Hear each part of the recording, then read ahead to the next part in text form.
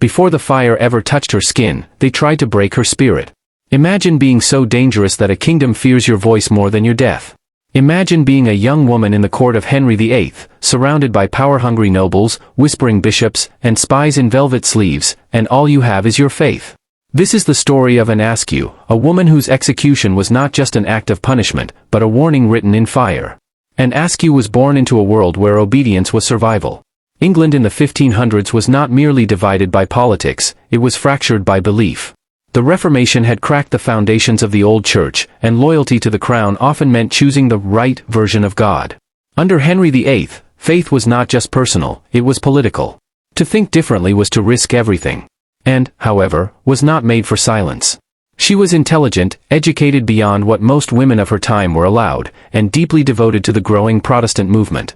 While many outwardly conformed to avoid suspicion, and read the Bible for herself and dared to question teachings that others accepted without thought, she believed that Scripture, not priests, held authority. In a time when even educated men were careful about how loudly they expressed such views, and spoke with clarity and conviction, her marriage did not protect her. In fact, it exposed her. Her husband, a staunch Catholic, did not share her beliefs. The tension between them grew as Anne refused to conform to his expectations. She would not recant. She would not pretend. Eventually, she left him, a bold and nearly unthinkable act for a woman of that era. Alone, but unbroken, she went to London, where reformist ideas were spreading quietly through noble households. But London was a city of shadows. Anne's name began to circulate among powerful figures. Some admired her courage. Others saw danger. The court of Henry VIII was a battlefield disguised as a palace. Factions fought constantly, Catholics against reformers, each trying to gain the king's favor. Anne, with her sharp mind and fearless speech, became a target. In 1545, she was arrested for heresy. At first, her interrogation seemed almost routine. Bishops questioned her about the Eucharist, about transubstantiation, the belief that bread and wine literally become the body and blood of Christ. And calmly denied it. She answered carefully, often turning their own words against them. She refused to accuse others, even when pressured. Her intelligence frustrated her interrogators. They expected a frightened woman. Instead, they found someone unshaken. But the stakes were rising. The authorities suspected that Anne was connected to high-ranking Protestant women at court, perhaps even to Queen Catherine Parr herself. If Anne named names, powerful people could fall. So the questioning intensified. They demanded that she betray others. She refused. That refusal sealed her fate. And was taken to the Tower of London. The walls of that fortress had witnessed countless secrets, betrayals, and executions. But what happened to Anne inside those stone chambers was rare, even by the brutal standards of the time. Women were almost never tortured. It was considered improper. But Anne Askew was not treated as a woman. She was treated as a threat. They brought her to the rack. The rack was not designed to kill quickly. It was designed to destroy. The victim's wrists and ankles were tied to rollers at either end of a wooden frame. As the rollers turned, the body stretched. Muscles tore. Joints dislocated. Ligaments snapped. The pain was unimaginable. And, already weakened by imprisonment, was placed on that machine. At first, officials oversaw the process. When she refused to speak, higher authorities became involved. Historical accounts claim that even powerful men who rarely dirtied their hands, took part in tightening the rack themselves, desperate to extract information. And did not scream accusations. She did not give them what they wanted. Her body was pulled until her bones dislocated. The pain must have been beyond words. And yet, she remained silent about others. She would not betray fellow reformers. She would not offer names to save herself. Eventually, her body could endure no more. She fainted. They stopped, not out of mercy, but because she could give them nothing further. She was carried back to her cell, unable to walk. Her joints were shattered. She could barely move her hands. And still, she refused to recant. From her prison cell, she wrote accounts of her interrogations. Her words were calm, almost defiant. She recorded the questions and her answers, exposing the cruelty and absurdity of the proceedings. It was as if, even broken on the rack, she would control her own narrative. Outside the tower, rumors spread. Some were horrified. Others were afraid. If a gentlewoman could be tortured, what safety did anyone have? And suffering was no longer just about her beliefs. It was about power. The authorities had failed to break her spirit. So they chose to burn her body instead. Part 2. By the time the sentence was announced, Anne Askew could no longer stand. The rack had done its work. Her shoulders were dislocated, her hips injured, her hands too damaged to support her weight. The officials who condemned her knew this. And yet, they ordered her execution to proceed as if she were whole. On July 16, 1546, and was taken from the Tower. Executions were public spectacles. They were meant to instruct, to intimidate, to display the consequences of disobedience. Crowds gathered not only out of cruelty, but curiosity. Public death was theatre in Tudor England. And Anne's execution would send a message to every reformer in the kingdom. Because she could not walk, she was carried in a chair to the site of execution at Smithfield. Imagine the sight, a young woman, her body broken by torture, lifted before a watching crowd. Some whispered prayers. Some stared in silence. Others may have expected tears, begging, a last-minute confession. They did not get it. And was tied to the stake, unable even to stand on her own. Accounts describe how a small bag of gunpowder was tied around her neck, a supposed act of mercy. When the flames reached it, it would explode, killing her quickly. But the fire would still do its work. Before the torch was lit, she was offered one final chance to recant. All she had to do was deny her beliefs. Admit error. Acknowledge the authority of the church as demanded. She could have saved herself from the flames. She refused. There is something chilling about that moment. A broken body, surrounded by officials, staring at firewood piled at her feet, and still she said no. The torch was brought forward. Flames began to climb the wood, crackling, hungry. Smoke filled the air. The heat must have been immediate, suffocating. For those watching, it was a warning, this is what happens to those who defy the crown's religious order. But in death, Anne Askew became something more powerful than the authorities intended. She became a symbol. Her written accounts survived. They circulated among Protestants, telling the story not of a defeated heretic, but of a courageous woman who endured torture without betraying others. Her composure under questioning, her refusal to implicate noble women, her silence on the rack, all of it transformed her from prisoner to martyr. Even in Henry VIII's divided court, her execution stirred discomfort. Torturing a woman of her status was shocking. It exposed how desperate the authorities had become to root out dissent. And there is an irony history cannot ignore. The very attempt to silence Anne Askew amplified her voice. Her story spread. Her courage inspired. Within a few years, England's religious landscape would shift yet again. Kings would die. Policies would change. Persecutions would reverse. The flames that consumed her did not extinguish the movement she believed in. Instead, they illuminated it.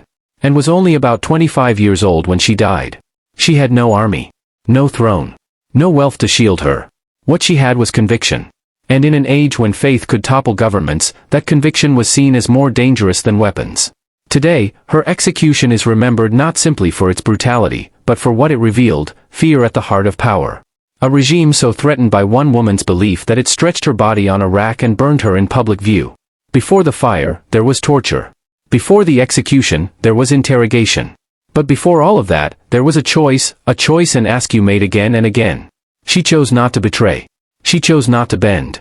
And in doing so, she turned what was meant to be the end of her story into the beginning of her legacy. The flames rose. The crowd watched. The authorities believed they had made an example of her. They were right. But not in the way they intended. On the morning of July 16, 1546, the sky above London felt heavy, as if the city itself knew what it was about to witness. The guards entered Anne Askew's cell before sunrise. She had not slept much. Sleep was difficult when your joints were torn from their sockets and every breath reminded you of the rack. Her body was shattered, but her mind remained frighteningly clear. They told her it was time. Because she could no longer stand, they carried her from the Tower of London in a chair. The same fortress that had broken her bones now released her, not into freedom, but into spectacle. The streets of London were already stirring. Word had spread that a heretic would burn at Smithfield. Public executions were meant to educate through terror. They were theater designed to strengthen obedience. Anne's chair moved slowly through the streets. People stared. Some recognized her name, others only saw a pale young woman, unable to walk, surrounded by armed men. A few whispered prayers. Some looked away. The smell of the Thames mixed with the smoke of early morning fires. London carried on with its business, but a quiet tension followed the procession. At Smithfield, the stake was already prepared. Bundles of wood had been stacked carefully. Iron chains hung loose, ready to bind her upright. Anne was not alone in condemnation that day, other Protestants were to die beside her. But her condition set her apart. She could not even stand without support. The rack had done what it was designed to do, reduce a human body to something fragile and broken. Officials approached her once more. Even now, they offered mercy, at least the illusion of it. Recant, they said. Admit your error.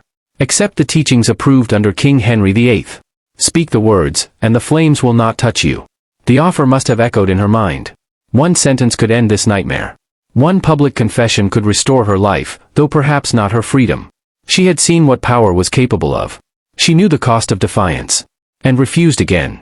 There was no dramatic speech recorded, no long sermon shouted to the crowd. What made her answer powerful was its simplicity. She would not deny what she believed. She would not confess to something her conscience rejected. The same resolve that had carried her through interrogation now carried her to the stake.